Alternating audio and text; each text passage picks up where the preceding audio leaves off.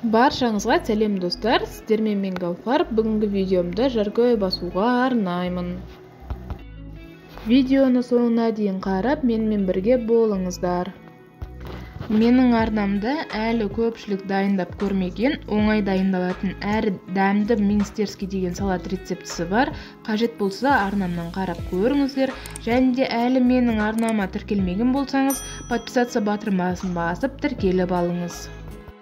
Ендеше видеомызды бастайық. Тамағымызды бастау үшін ең алдымен ет, пияз және картошка қажет.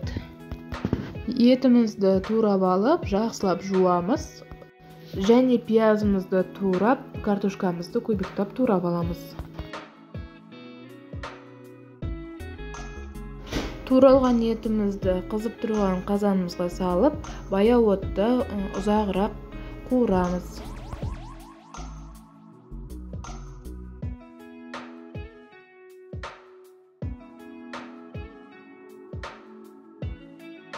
Етіміздің үстіне пиязымызды салып, етімізбен бірге пиязымызды қуырамыз.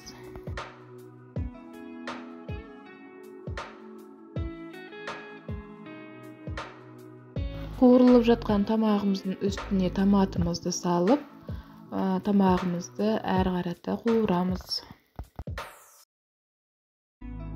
Қуырылған тамағымыздың үстінен жарты кеседей суымызды құйып, суды көп құймаңыздар достар.